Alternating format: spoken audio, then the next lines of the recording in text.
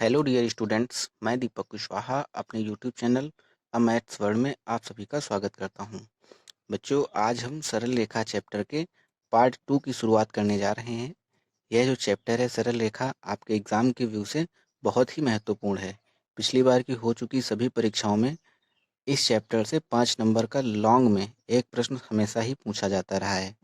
इस चैप्टर का हमने एक वीडियो पार्ट 1 के नाम से आपको दिया हुआ है, जिसका लिंक डिस्क्रिप्शन में है। अगर आपने उस वीडियो को नहीं देखा है तो इस वीडियो से पहले आप उस वीडियो को, उस पार्ट को ज़रूर देखें, तभी आपको ये पार्ट 2 पूरी तरह से समझ में आएगा। क्योंकि हमने पार्ट 1 वाले वीडियो में बिल्कुल बेसिक कॉन्सेप्ट से इस चैप्टर की शुरुआत की हुई है। तो अगर आपको बेसिक इन्फॉर्मेशन नहीं है इस चैप्टर की, तो हम आपसे ज़रूर कहना चाहेंगे कि ये वीडियो देखने से पहले आप पार्ट 1 वीडियो ज़रूर देखें। तो बच्चों, पार्ट 1 वाले वीडियो में हमने आपको ये बताया हुआ था कि एक बिंदु x1 y1 z1 से होकर के जाने वाले रेखा का समीकरण ज्ञात करना, जिसके हमें दिक् अनुपात पता हो। तो इसका एक सिंपल सा फार्मूला हमने आपको बताया था, x माइनस x1 अपॉन में a, y minus y1 upon में b, z minus z1 upon में c। जब यहाँ पर बच्चों दिक् अनुपात के स्थान पे दिक् कोजियाँ ले ली जाती हैं तो बस नीचे एल, एम और एन हो जाता है। इसके बारे में हमने पार्ट 1 वाले वीडियो में चर्चा की हुई थी। तो बच्चों, आज हम इसी से थोड़ा सा आगे बढ़ते हुए, यह भी एक बिंदु से जाने वाली रेखा का समीकरण है। अब हम इसी क्रम में नेक्स्ट हेडिंग की शुरुआत करेंगे, दो बिंदु से होकर के जाने वाली रेखा का समीकरण ज्ञात करना। तो सभी बच्चे बिल्कुल वीडियो को बिना स्किप किए हुए लास्ट तक देखेंगे। और हाँ बच्चों, अगर आपने अभी तक चैनल को सब्सक्राइब नहीं किया है तो चैनल को सब्सक्राइब कर लें और साथ में बेल आइकन को भी प्रेस कर लें। तो आइए बच्चों, शुरू करते हैं। बच्चों, हेडिंग है दो बिंदुओं x1 y1 z1 और x2 y2 z2 से होकर के जाने वाली रेखा का समीकरण ज्ञात करना, जिसके जो दिक् अनुपात है वो ABC हमको दिए गए हों। तो बच्चों, बहुत ही महत्वपूर्ण हेडिंग है और बहुत सारे जो प्रश्न हैं इस एक्सरसाइज के इस हेडिंग के ऊपर भी आधारित आपको मिलेंगे। तो बिल्कुल ध्यान से मन को कंसंट्रेट करके आप सारे हेडिंग्स पर, सारे बिंदुओं पर जो हम आपको बता रहे हैं, बिल्कुल फोकस करेंगे। तो बच्चों, मान लो आपके कोई दो बिंदु हैं, एक ये बिंदु है और एक ये बिंदु है। ये x1 y1 z1 है और ये x2 y2 z2 है। इनसे होकर के कोई रेखा का समीकरण जो है वो पास्ट होता है। तो अब आप बताइए, हमने आपको दिक् अनुपात निकालने का क्या फार्मूला बताया था? अंतरिक्ष में बिंदु चैप्टर के पार्ट 1 में हमने आपको ये बताया हुआ था कि अगर किसी रेखा के दो बिंदु हमें दिए गए हैं, अगर उनके हमें दिक् अनुपात बताने हो, डायरेक्शन रेशियो बताने हो, तो हम डायरेक्शन रेशियो का जो फार्मूला होता है, दो बिंदु हो तो x2 minus x1, x2 minus x1, कामा y2 माइनस y1, कामा z2 माइनस z1, यही हम लिखते हैं। तो हमें एक बिंदु से होकर के जाने वाले रेखा का समीकरण पता है। क्या होता है एक बिंदु से होकर जाने वाले रेखा का समीकरण? x माइनस x1 अपॉन में a, y माइनस y1 में अपॉन में b और z माइनस z1 अपॉन में c। इसको इक्वेशन नंबर फर्स्ट लिख लीजिए। लिखना कि चूंकि एक बिंदु से होकर के जाने वाले रेखा का समीकरण जिसके दिक् अनुपात ABC हो, ये होता है। अतः दी गई रेखा अब दी गई रेखा के दिक् अनुपात ज्ञात करने पर, दिक् अनुपात ज्ञात करने पर जिनके बिंदुओं के निर्देशांक क्या है बच्चों? बिंदुओं के निर्देशांक x1 y1 z1 और बच्चों क्या है? x2 y2 z2। ठीक है, बिल्कुल समझ के चलिएगा। x2 y2 z2। अब आप बताइए, इनके जो दिक् अनुपात हो जाएंगे वो क्या हो जाएंगे? दिक् अनुपात को किससे डिनोट करते हैं? ABC से। तो बच्चों, A बराबर क्या हो जाएगा? x2 minus x1। इसी तरीके से B बराबर क्या हो जाएगा? y2 माइनस y1 और C बराबर में क्या हो जाएगा? z2 minus z1। ये जो वैल्यू हमें मिली हैं A, B और C की, इन्हें इक्वेशन नंबर फर्स्ट में हम रख देंगे। रखने पर हमें क्या मिलेगा? Put in first. तो जो मिलेगा वही आंसर है। x माइनस x1 अपॉन में A के प्लेस पे x2 माइनस x1 इक्वल में y माइनस y1 अपॉन में y2 माइनस y1 इक्वल में z माइनस z1 अपॉन में z2 माइनस z1। ये दो बिंदुओं से होकर के जाने वाली रेखा का समीकरण है, जिनके जो दिक् अनुपात हैं ए बी सी हैं। उन ए बी सी की प्लेस पे हमने ये वैल्यू को पुट कर दिया हुआ है। ये एक फार्मूला है, एक फार्मूले के तरीके आपको काम आएगा। इसको आप नोट कर लीजिए, समझ लीजिए। बच्चों एक हेडिंग और डाल लीजिए आगे, दो रेखाओं के बीच का कोण ज्ञात करना जिनके हमें दिक् अनुपात ए बी सी दिए गए हों। लिख लीजिए बच्चों, दो रेखाओं के बीच का कोण ज्ञात करना। पहले आप इतनी हेडिंग डाल लीजिए। आप माना कि दो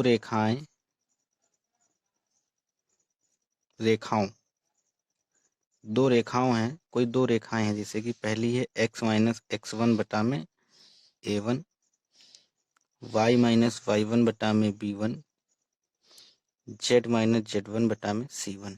ये क्वेश्चन नंबर फर्स्ट है।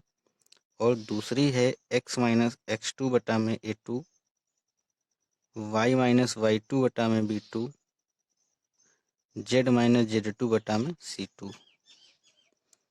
माना कि दो रेखाओं, एक रेखा ये एक रेखा ये, के बीच का कोण थीटा है। के बीच का कोण थीटा है। बच्चों डेरिवेशन पर नहीं जा रहे हैं, डेरिवेशन कभी पूछा नहीं गया और हमें उससे कोई विशेष लेना देना नहीं है। आपके परीक्षा का समय बिल्कुल नज़दीक है, तो जो आपके परीक्षा में पूछे जाते रहे प्रश्न, सिर्फ हमें उनमें ही फोकस करना है और जो पूछे जा सकते हैं उन पे फोकस करना है।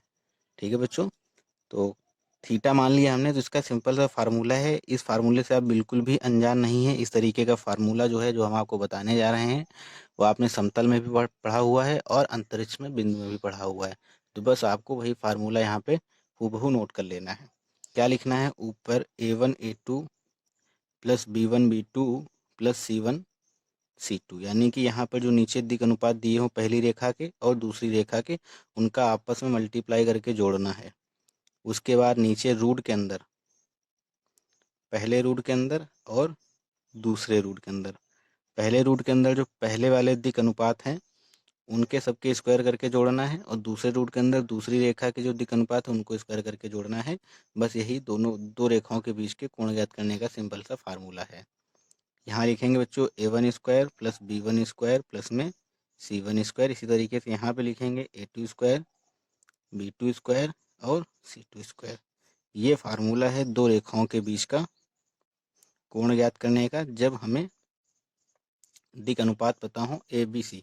यहाँ पे लिख लीजिए, जहाँ a1 b1 c1 तथा a2 b2 c2 दी गई रेखाओं के दिक् अनुपात। ठीक है बच्चों, तो आप ये नोट कर लीजिए, बेहद आसान फार्मूला है और इसमें भी दो कंडीशनें हैं। पहली कंडीशन क्या बनती है, जो आप पढ़ते चले आ रहे हैं, पहली कंडीशन यही बनेगी कि जो दो रेखाएं हैं परस्पर अगर लंबवत हैं, तब थीटा क्या होगा, तब बीच का कोण क्या होगा। और जब ये दोनों रेखाएं परस्पर समांतर होंगी तब क्या कंडीशन बनेगी, तो आप जानते ही हैं। लिख लीजिए, यदि, लिख लो बच्चों, यदि दोनों रेखाएं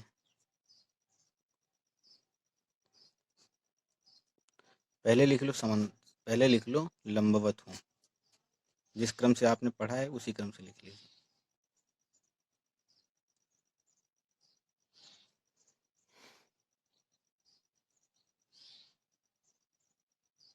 ये दोनों रेखाएं परस्पर लंबवत हों तो बच्चों क्या होता है, कॉस थीटा है। लंबवत होने पर थीटा की वैल्यू 90 हो जाएगी, कॉस 90 की वैल्यू 0। यहाँ 0 रखेंगे, इसका क्रॉस मल्टीप्लिकेशन करेंगे, इधर वाला हिस्सा इधर आके 0 हो जाएगा, यानी कि क्या बचेगा, a1 a2 प्लस में b1 b2 प्लस में c1 c2 बराबर में 0। ये है तब जब जो दोनों रेखाएं हैं परस्पर कैसी हों, परपेंडिकुलर हो, लंबवत हों। अब पैरेलल के लिए क्या हो जाएगा, यदि दोनों रेखाएं परस्पर पर पैरेलल हों। तो बस वही पुरानी कंडीशन, A1 अपॉन में B1, सॉरी बच्चों, A1 अपॉन में A2, B1 अपॉन में B2 बराबर में C1 अपॉन में C2। तो ये कंडीशन तब रहेगी जब दोनों रेखाएं कैसी हों, पैरेलल हों। हमें क्या प्रूफ करके लाना रहेगा, इनके जो दिक् अनुपात हैं वो आपस में उनका रेशियो जो है बराबर होना चाहिए। A1 अपान A2 की जो वैल्यू वही B1 अपान B2 की वैल्यू होनी चाहिए और वही C1 अपान C2 की वैल्यू होनी चाहिए। इनके सबके ऊपर अभी हम आपको बेस्ट एक एक दो दो क्वेश्चन कराएंगे तो ये आपको सारी हेडिंग्स बिल्कुल क्लियर हो जाएंगी। हालांकि आप इन हेडिंग्स से बिल्कुल भी अनजान नहीं है, इन फार्मूलों से भी बिल्कुल अनजान नहीं है। अगर आपने समतल और अंतरिक्ष में बिंदु चैप्टर पढ़ा हुआ है तो ये फार्मूले आपको वहाँ पर भी देखने को मिले होंगे। तो बच्चों बिल्कुल ही आसान है सारा कुछ, बिल्कुल हम आपको बिल्कुल डीप से पढ़ाएंगे। हर चैप्टर के आपको 5-5, 6-6 पार्ट्स देंगे और उसमें हम आपका सारा चैप्टर कवर कर लेंगे। आप पूरे वीडियो जब देखेंगे तो आपको लगेगा कि एक्सरसाइज में कोई भी ऐसा क्वेश्चन नहीं है जो आप ना कर पाएँ। चाहे एक्सरसाइज हो चाहे एग्जाम्पल हो, सारे क्वेश्चन आप लगा ले जाएंगे। लेकिन सारे वीडियोज का बिल्कुल देखें और जितना देखें उतना कॉपी में नोट करें।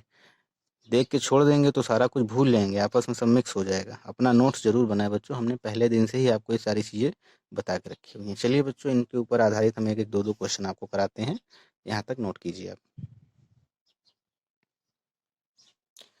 बच्चों आपको ये क्वेश्चन दिया गया है जो कि पूछा जा चुका है।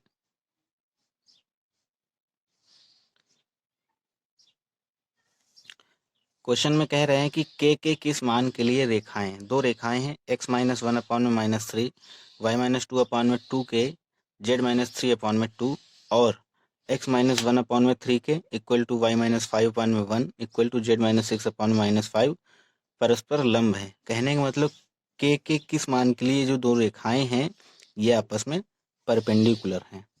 तो बस परपेंडिकुलर वाली बच्चों आपको कंडीशन अभी हमने बताई हुई है।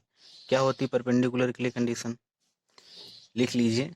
रेखाएं, इसको 1 मान लीजिए, इसको 2 मान लीजिए, 1 और 2 परस्पर लंब होंगी। कब लंब होंगी बच्चों, जब A1 A2 प्लस में B1 B2 प्लस में C1 C2 की वैल्यू कितनी आनी चाहिए, 0 के बराबर आनी चाहिए। ठीक है, यानी कि ये जो दिक् अनुपात हैं इनका आपस में मल्टीप्लाई जो है और उनका एडिशन किसके इक्वल आना चाहिए, 0 के इक्वल आना चाहिए। तो बस बच्चों सिंपल से हमें यहाँ पे वैल्यू पुट करनी है और सॉल्व करके के की वैल्यू निकालनी है। A1 के प्लेस पे क्या रखेंगे बताइए, A1 के प्लेस पे -3 है और A2 के प्लेस पे क्या है 3k, प्लस B1 के प्लेस पे क्या है बच्चों 2k और B2 के प्लेस पे क्या है 1, प्लस C1 के प्लेस पे 2 है, C2 के प्लेस पे क्या है -5 इक्वल में 0। सॉल्व कर लीजिए बच्चों, माइनस का 9k प्लस में 2k माइनस में 10 इक्वल में 0, या माइनस का 7k इक्वल बच्चों बराबर के उस साइड इसको 10 को भेज देंगे तो प्लस का हो जाएगा। यहाँ से k की वैल्यू निकालेंगे, क्या आएगी माइनस का 10 अपान में 7। यही बच्चों आंसर है हमारा। बस आगे 2 नंबर आपको मिल गए। कितना बेहद आसान सा प्रश्न था बच्चों। करने का तरीका थोड़ा सा आप और अच्छा कर सकते हैं। लिखिए x-1 अपान इसकी और इसकी रेखा के रेखा की जनरल इक्वेशन या सामान्य समीकरण से तुलना करने पर A1 B1 C1 की वैल्यू अलग लिख लो, A2 B2 C2 की वैल्यू अलग लिख लो, फिर इसमें आप फार्मूले में वैल्यू पुट कर दो। ठीक है, तो जितना अच्छा आप चाहें उतना अच्छा भी लिख सकते हैं। हालांकि आप इतना भी करेंगे तब भी आपको नंबर पूरे दिए जाएंगे। ठीक है बच्चों, चलिए आगे एक क्वेश्चन हम आपको और कराते हैं इसके ऊपर। बच्चों क्वेश्चन दिया गया है, सिद्ध कीजिए कि x बराबर ay प्लस बी, z बराबर cy plus d and x बराबर a dash y plus b, z बराबर c dash y plus d dash परस्पर लंब है। हमें प्रूफ करना है कि ये जो दोनों रेखाएं हैं परस्पर परपेंडिकुलर हैं यदि a dash plus c dash plus 1 बराबर में 0। नहीं समझ पाए, चलिए अभी हम आपको समझा रहे हैं। आप मान लीजिए आपको ये दो रेखाएं जो हैं ये आपको परस्पर परपेंडिकुलर दी गई हैं और आपको सिद्ध करके लाना है कि A dash plus C dash plus 1 बराबर जो है वो 0 पे है। ठीक है, तो बच्चों बिल्कुल आसान है, आप करने की कोशिश कीजिए। पहले थोड़ा सा कोशिश कीजिए वीडियो को रोक के, देखिए कर पा रहे नहीं कर पा रहे आप। चलिए नहीं कर पा रहे, चलिए हम शुरू करते हैं। लिख लीजिए फर्स्ट रेखा के लिए, पहली रेखा के लिए पहली रेखा बच्चों क्या दी गई है, x बराबर में ए वाई प्लस में बी, जेड बराबर सी वाई प्लस में डी। अब आप कहोगे सर जी ये रेखा कहाँ से लग रही, रेखा का जो जनरल इक्वेशन होती है वो कुछ इस तरीके से होती है, इस तरीके से होती है। ये तो हमें पता नहीं कैसे कैसे करके दी गई है, तो ये कैसे हो गई रेखा की समीकरण। तो बच्चों नहीं है तो हम थोड़ा सा इसमें दिमाग लगाएंगे, थोड़ा सा कोशिश करेंगे कि इसको हम इस रूप में क्या परिवर्तित कर पाएंगे। देखते हैं, ट्राई करते हैं क्या इस रूप में परिवर्तित हो रही है। तो देखने से पता चल रहा है बच्चों कि ये जो लिखा हुआ है x equal to a y plus b, यहाँ से अगर हम इस वाले b को इधर पक्षांतर करके ले आए तो इधर क्या बचेगा, ए वाई। इसी तरीके से z में इधर d को इधर पक्षांतर करके ले आए तो यहाँ क्या बचेगा, सी वाई। अब बच्चों यहाँ पर अगर इस वाले a को पक्षांतर करके इसके नीचे करते हैं तो वहाँ क्या बचेगा, ए एक्स माइनस बी अपॉन में नीचे बचेगा a बराबर में क्या है, y। और इस तरीके से इस वाले c को हम इसके नीचे कर दे z माइनस डी के, तो नीचे क्या बचेगा, c इक्वल में y। तो बच्चों x माइनस बी इसके बराबर हो गया। देखो ये जो वैल्यू है ये y के बराबर है और ये वाली वैल्यू भी y के बराबर है। कहने का मतलब दोनों जो वैल्यू है किसके बराबर है, y के बराबर है। तो क्या इसको हम इस तरीके से नहीं लिख सकते हैं कि x माइनस बी अपॉन में a बराबर में y और बराबर में z माइनस डी अपॉन में c, और इसके अपॉन में हमने 1 मान लिया। ठीक है, तो अब तो ये आपको नज़र आ रही होगी कि ये रेखा के रूप में है। x माइनस x1 के प्लेस पे b है, y माइनस y1 के प्लेस पे मान लो 0 लिखा हुआ है, नीचे b की प्लेस पे a लिखा हुआ 1 लिखा हुआ है, और z माइनस z1 के प्लेस पे d लिखा हुआ है और c के प्लेस पे c लिखा हुआ है। नहीं समझ पा रहे, चलिए कोई बात नहीं, हम थोड़ा सा और अच्छे से लिखे ले रहे हैं। x माइनस बी अपॉन में a equal to y minus 0 upon में 1 equal to z minus d upon में सी। अब तो आपको लग रहा होगा ना कि ये रेखा की समीकरण है। चलिए ये आपकी इक्वेशन नंबर फर्स्ट बन गई। किसको सॉल्व करने पर, ये जो आपको रेखा दी गई थी। इसी तरीके से आपको अगली रेखा दी गई है, x equal to a dash y plus b, z equal to c dash y plus d dash. इसी तरीके से हम इसको पक्षांतर पक्षांतर करके करेंगे तो सेम आपका ये मिल जाएगा। तो बच्चों इसी प्रकार दूसरी रेखा के लिए हम करेंगे, तो आप कर लीजिएगा, हम डायरेक्ट लिखे दे रहे हैं यहाँ पे। बताइए क्या आ जाएगा, x minus b dash upon में ए डैश हो जाएगा। बस देख लीजिए जहाँ पर y है जहाँ पर a है वहाँ a डैश है, तो जहाँ पर a है वहाँ a डैश कर दिया, जहाँ पर b है वहाँ पर क्या है, b डैश है। क्वेश्चन सही से एक बार देखिए, यहाँ पे b डैश होगा, ये b डैश है यहाँ पे।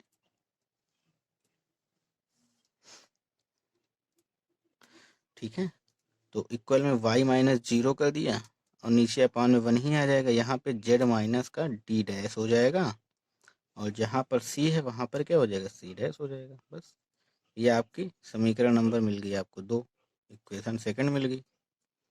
और बच्चों हमें बताया गया है, आप ये समझ लीजिए कि आपको ये दिया गया है कि ये दोनों रेखाएं जो हैं परस्पर परपेंडिकुलर हैं, आपको प्रूफ करके लाना ही है। अब आप बताइए परपेंडिकुलर की कंडीशन क्या होती है। परपेंडिकुलर की कंडीशन यही होती है कि a1 a2 plus b1 b2 plus c1 c2 equal में 0।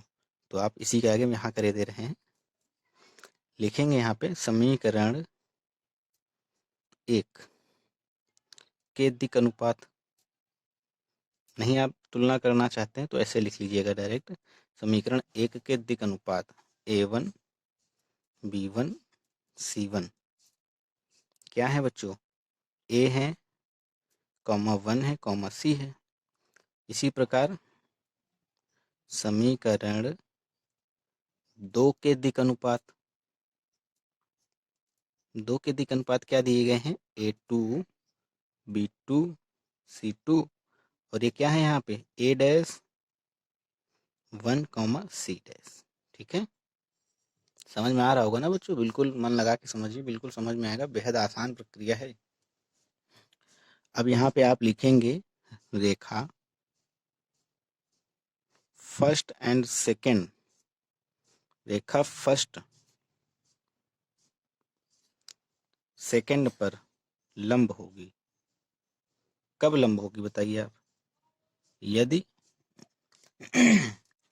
A1 A2 प्लस में B1 B2 प्लस में C1 C2 इक्वल में 0। वैल्यू पुट कीजिए। A1 के प्लेस पे क्या है? A है। A2 के प्लेस पे A डैश है। बस A dash plus B1 B2 के प्लेस पे 1 into 1 plus C1 C dash बराबर में 0। तो बस आपको यही तो प्रूव करके लाना था। क्या लाना था? कि A dash plus C dash plus में 1 बराबर में 0।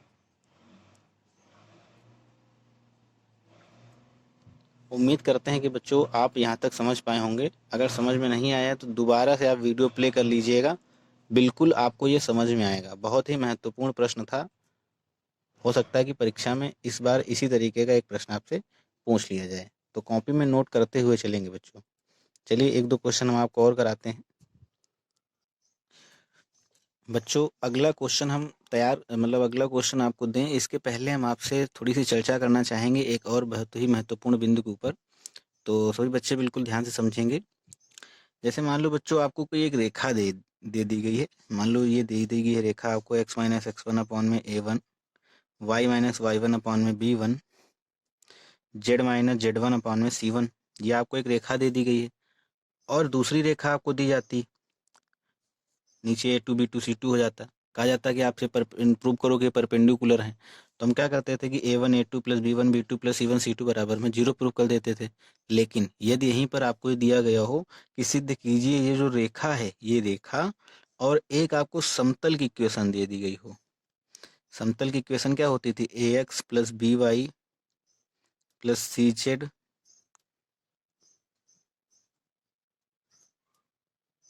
इसी तरीके से तो होती थी, AX plus BY plus CZ plus D बराबर में 0। तो बच्चों कहने का मतलब ये हुआ कि जो रेखा और समतल अगर हमें प्रूफ करना हो कि ये दोनों आपस में परपेंडिकुलर हैं, तो बस इसमें भी हमें सेम प्रक्रिया करनी रहेगी। जो इनके डायरेक्शन रेशियो हैं, समतल की इक्वेशन में ABC के बारे में हमने आपको बताया था क्या होते हैं? डायरेक्शन रेशियो होते हैं, दिक् अनुपात। और यहाँ जो नीचे लिखे हुए ये भी क्या होते हैं? डायरेक्शन रेशियो यानी कि दिक् अनुपात होते हैं। तो कहने का मतलब ये हुआ, कहना हम ये चाहते हैं, बताना ये चाह रहे हैं कि इनके सेम कंडीशन इसमें भी फॉलो होगी। इसमें भी आपको इसी तरीके से करना रहेगा कि चाहे एक रेखा और समतल को आपस में परपेंडिकुलर प्रूव करना हो, और चाहे एक रेखा को दूसरी रेखा के परपेंडिकुलर प्रूव करना हो, उनके जो डायरेक्शन रेशियो हैं उनका आपस में मल्टीप्लाई करके हमें ऐड करके ही लिखना है। आशा करते हैं बच्चों बिल्कुल समझ में आया होगा कि हम क्या आपको बताना चाह रहे हैं। ठीक है, बहुत ही महत्वपूर्ण एक समझने के लिए पॉइंट था। आप चाहो तो हेडिंग डाल के लिख लो या ऐसे ही आप समझ लो इसको। तो अभी इसके ऊपर हम एक क्वेश्चन आपको कराने जा रहे हैं, सभी बच्चे ध्यान से देखेंगे। बच्चों क्वेश्चन दिया गया है, बिंदुओं 4,2,1 और 3,2,-1 से जाने वाली रेखा का समीकरण ज्ञात कीजिए। कहने का मतलब क्या हुआ?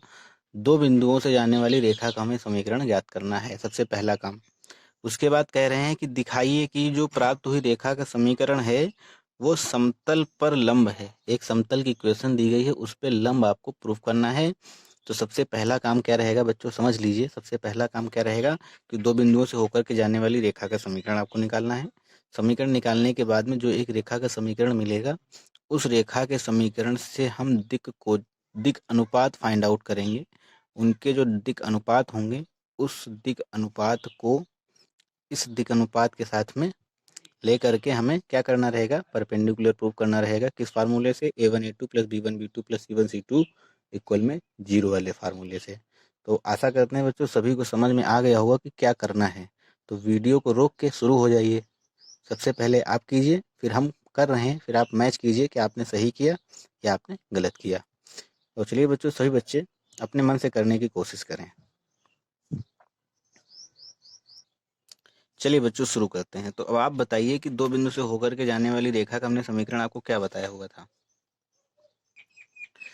यही तो बताया था कि x माइनस x1 अपॉन में x2 माइनस x1 इक्वल में y minus y one upon में y2 minus y one equal में z माइनस z1 अपॉन में z2 माइनस z1। तो बच्चों हमें दो बिंदु यहाँ पे दिए गए हैं, ये और ये मान लो x1 y1 z1 है, दूसरा बिंदु x2 y2 z2 है। बस हमें सिंपल सी वैल्यू पुट करनी है यहाँ पे। चलिए पुट करते हैं। लिखिए आप यहाँ पे, अतः 4, 2, 1 एंड 3, 2, -1 से जाने वाली रेखा का समीकरण क्या होगा बच्चों बताइए। x माइनस x1 के प्लेस पे क्या है 4, ऐसे लिख लीजिए। ये x1 है, मान लो ये y1 है, ये z1 है, ये x2 है, ये y2 है, z2 है। अब आपको बच्चों मैथ से डरने की ज़रूरत नहीं है, बिल्कुल आपके मैथ के सारे कॉन्सेप्ट क्लियर करते हुए चलें, बिल्कुल बेसिक से पढ़ा रहे हैं ताकि सभी बच्चों को समझ में आ सके। बिल्कुल स्पीड से नहीं पढ़ा रहे, आराम आराम पढ़ा रहे, सभी बच्चे बिल्कुल समझ के चलेंगे। और जितनी हम हेडिंग्स आपको पढ़ा रहे हैं, सभी हेडिंग्स के ऊपर एक एक दो दो क्वेश्चंस भी आपको हम करा देते हैं ताकि आपको सारा का सारा बिल्कुल क्लियर होते हुए चले। अब ये नहीं कि पहले हमने सारी हेडिंग्स लिखा दी, सारे फार्मूले एक पास लिखा दिए, फिर क्वेश्चन करे, फिर आप भूल जाएंगे कि हमने उसके लिए क्या, उस वाले क्वेश्चन के लिए हमने क्या फार्मूला बताया था। इसलिए आप क्वेश्चन के मतलब आप जो हम हेडिंग्स बता रहे उसके नीचे ही आप आधारित प्रश्न करके हेडिंग डाल के लिखते हुए चलिए, तो हर हेडिंग के ऊपर आधारित प्रश्न आपको तुरंत के तुरंत उसके नीचे मिले। इससे आप पढ़ते हैं, जब भी आप रिवीजन करने बैठेंगे तो आपको सब कुछ समझने में बहुत आसानी रहेगी। चलिए बच्चों यहाँ पे करते हैं। तो x माइनस x1 के प्लेस पे 4 है अपॉन x2 माइनस x1 यानी कि 4 माइनस 3। y माइनस y1 के प्लेस पे बच्चों क्या है 2 है, यानी कि 2 माइनस 2 नीचे हो जाएगा। इधर z माइनस z1 के प्लेस पे 1 है और -1 -1। तो बच्चों हमें यहाँ से क्या मिलेगा x माइनस 4 अपॉन में 1 बराबर में y माइनस 2 अपॉन में 0 बराबर में z माइनस 1 अपॉन में 2। यही क्या है रेखा का समीकरण है जो दो बिंदुओं से होकर के जाता है। ठीक है, पहला हमें मिल गया। अब हमें आगे क्या कह रहे हैं, हमें सिद्ध करना है कि ये जो रेखा का समीकरण हमें मिला है वो इस समतल पर लंब है, उस समतल पर लंब है। लिखिए, दिए हुए समतल की, समतल क्या है, दिया हुआ समतल क्या है 6x minus 4y minus 3z plus में 8 बराबर में 0 की समतल के व्यापक समीकरण से तुलना करने पर, तुलना करेंगे बच्चों तो a की वैल्यू क्या आएगी, यहाँ से a की वैल्यू आएगी 6, b की वैल्यू आएगी -4 और c की वैल्यू आएगी -3। क्या होती है समीकरण ax plus B Y plus C Z plus D बराबर में 0। कंपेरिजन करेंगे तो ये आएगा। अब इसके आगे आप क्या लिखेंगे, चूंकि रेखा के दिक् अनुपात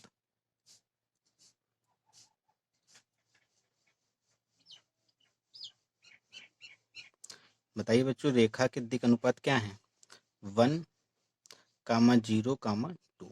इसको आप लिख लीजिए कि ये a1 b1 और c1 है। ठीक है, तो अब इसके आगे क्या लिखेंगे, आगे लिख लीजिए, यहाँ तक नोट कीजिए, फिर हम आगे आपको बता रहे कि क्या लिखना है। इसके आगे लिख लीजिए कि दी गई रेखा, अतः दी गई रेखा समतल पर लंब होगी। कब होगी बच्चों, यदि a1 plus b1 plus c1 बराबर में क्या होना चाहिए 0। बस वैल्यू पुट कीजिए, हमें 0 प्रूफ करके लाना है। तो a के प्लेस पे रखिए 6 into 1 minus 4 into 0 minus 3 into 2। यहाँ पे आप LHS ले लीजिए, LHS, तो इसको जो सॉल्व करेंगे तो बच्चों 0 आ जाएगा बराबर में RHS। अतः दी गई समतल की रेखा, दी गई रेखा समतल पर लंब है। तो बच्चों बिल्कुल समझ में आया होगा आपको। तो आशा करते हैं कि आप समझ रहे होंगे सही से सारा कुछ। बच्चों अगर वीडियो आपको पसंद आया है, आपने सारा कुछ आज जो हमने बताया समझ में आया है, तो वीडियो को तुरंत लाइक कीजिए। आप लोग बच्चों वीडियो को लाइक करने में बहुत कंजूसी करते हैं, और अपने सभी दोस्तों में इसको शेयर कीजिए और कमेंट भी दीजिए कि अगर आपको समझ में आया है तो कमेंट में हमें बताइए कि आपको किस तरीके से समझ में आया है। चलिए बच्चों, एक क्वेश्चन हम आपको और करा देते हैं। मतलब आज हमने जो दो हेडिंग्स की चर्चा की है उसी के ऊपर आधारित प्रश्न हम आपको करा रहे हैं। एक क्वेश्चन और पिछले एग्जाम में आपसे पूछा जा चुका है, तो एक वो भी क्वेश्चन हम आपको कराए दे रहे हैं। तो सारे टाइप इसके जो होते हैं वो आपको समझ में आ जाएंगे और सारे टाइप बिल्कुल क्लियर हो जाएंगे। तो एक क्वेश्चन और कर लेते हैं। सभी बच्चे बिल्कुल वीडियो के लास्ट तक बने रहेंगे। मान लो बच्चों, क्वेश्चन आपको दिया गया है, रेखाओं दो रेखाएं हैं, x minus one upon two equal में y minus two upon minus one equal में z अपान में माइनस फोर तथा x बराबर में minus three comma y minus four upon में थ्री कॉमा और बराबर में है z माइनस टू अपान में माइनस वन। ये बच्चों दो रेखाएं हमें दी गई हैं। इन दोनों रेखाओं के बीच का हमें कोण फाइंड आउट करना है कि इन दोनों रेखाओं के बीच का कोण क्या होगा। तो सभी बच्चे बिल्कुल वीडियो के लास्ट तक बने रहेंगे। सिर्फ 2 मिनट का क्वेश्चन है। पहले तो वीडियो रोक के सभी बच्चे अपने आप स्वयं करने की कोशिश करें। तो बच्चों पहली रेखा क्या है? पहली रेखा नोट कर लेते हैं, x माइनस वन अपॉन में two, y minus two upon में माइनस वन और जेड अपॉन में माइनस फोर है। ये पहली रेखा होगी। दूसरी हमें क्या दी गई है? x बराबर में minus three comma y minus four upon में माइनस प्लस के थ्री है और बराबर में जेड माइनस टू अपॉन में माइनस वन। तो बच्चों आपको ये देखने से लग रहा होगा कि भाई रेखा की कोई समीकरण तो हमें दी नहीं गई, तो इसको हम कुछ इस तरीके से लिख लेंगे, x प्लस में थ्री बराबर बटा में जीरो बराबर में वाई माइनस फोर अपॉन में थ्री और जेड माइनस टू अपॉन में माइनस वन। ठीक है बच्चों, समीकरण एक और दो के बीच का हमें कोण ज्ञात करना है। तो कोण क्या होता है लिखना, चूंकि हम जैसा कि हम जानते हैं दो रेखाओं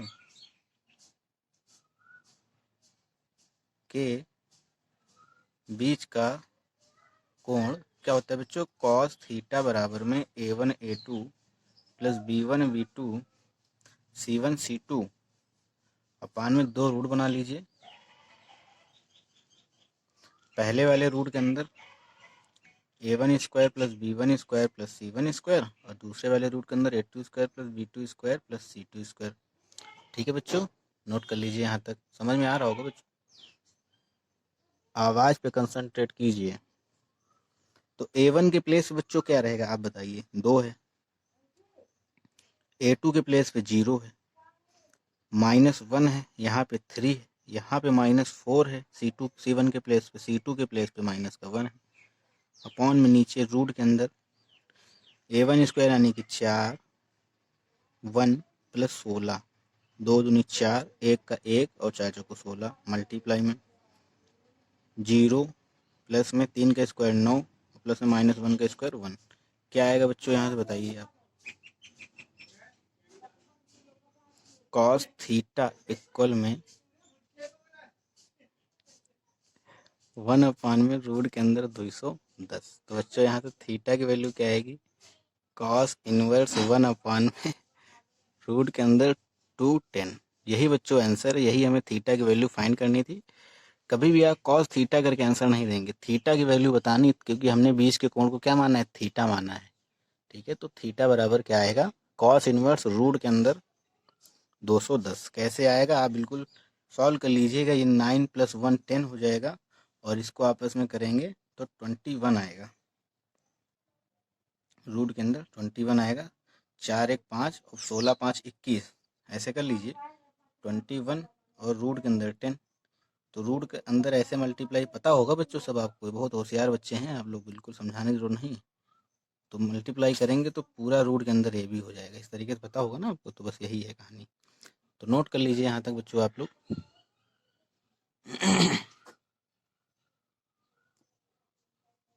स्क्रीनशॉट ले लीजिए या नोट कर लीजिए, जैसा आपको सही लगे। वैसे हम तो आपसे बार बार यही कहेंगे कि नोट करते हुए चलिए। तो बच्चों आज के वीडियो में बस यहीं तक। सभी बच्चे वीडियो को लाइक ज़रूर कर लें और अपने सभी दोस्तों में वीडियो को शेयर ज़रूर किया करें और चैनल पर अगर नए हैं तो चैनल को सब्सक्राइब भी कर लें। और बच्चों बिल्कुल मन लगा के ईमानदारी से पढ़ाई कीजिए। आपके परीक्षा के आगमन की आहट हो चुकी है। बिल्कुल आप 1-2 महीने की मेहनत है, फिर आप बिल्कुल थोड़े दिन के लिए फ्री हो जाएंगे। ये लास्ट मोमेंट है, लास्ट समय है। खेलना कूदना, मोबाइल चलाना और मैच खेलना और टीवी देखना और चैटिंग फैटिंग करना सब तो चलता ही रहता है। पढ़ाई का टाइम है, अभी पढ़ाई कर लीजिए। उसके बाद 1-1.5 महीने के बाद आप फ्री हो जाएंगे। अपने सारी इच्छाएं जो हैं थोड़े दिन के लिए फिर पूरी कर लीजिएगा। अभी बहुत बढ़िया बेहतरीन टाइम मिला है कि आप कहीं घूमने भी नहीं जा सकते हैं चाह के भी, क्योंकि लॉकडाउन चल रहा है। तो जो टाइम मिल रहा है आपको, ज़रूरी नहीं कि सारा टाइम आप मोबाइल में यूट्यूब देखने में और गेम खेलने में, पबजी खेलने में निकाल लें। तो अभी जो समय मिला है उसका पूरा सदुपयोग कीजिए और बढ़िया मन लगा के पढ़ाई कीजिए। जो भी हम क्वेश्चन कराते हैं इतने तो कीजिए कीजिए, साथ में इसके ऊपर आधारित स्वयं से क्वेश्चन लगाइए। अगर नहीं आते हैं क्वेश्चन तो हमें व्हाट्सएप कीजिए, हमें मेल कीजिए, हम आपको तुरंत सारे क्वेश्चन के सॉल्यूशन आपको प्रोवाइड करेंगे। हम भले थोड़ा लेट लपेट आपको करें, क्योंकि और भी कई सारे काम रहते हैं, व्यस्त रहते हैं, थोड़ा लेट हो सकता है, लेकिन आप जो भी प्रश्न हमसे पूछते हैं हम वादा करते हैं कि आपको उन सभी प्रश्नों के जवाब हम आपको देंगे। तो ज़रूरत है कि आप मन लगा के पढ़ाई कीजिए और बिल्कुल मैथ में आपके जो मार्क्स हैं 50 में 45 प्लस आने चाहिए। अभी अगर हमें और टाइम मिला आपका कोर्स कंप्लीट करने के बाद में, तो हम हर चैप्टर से 20-20 क्वेश्चन आपको हर एक वीडियो में देंगे। लगभग हम आपको 500-600 क्वेश्चन दे देंगे पूरी बुक के, जिसमें से आप 50 नंबर का पेपर आसानी से करके आएंगे। तो बिल्कुल जुड़े रहिए हमारे साथ में। तो बच्चों, आज के वीडियो में बस यहीं तक। सभी बच्चों को वीडियो देखने के लिए बहुत बहुत धन्यवाद।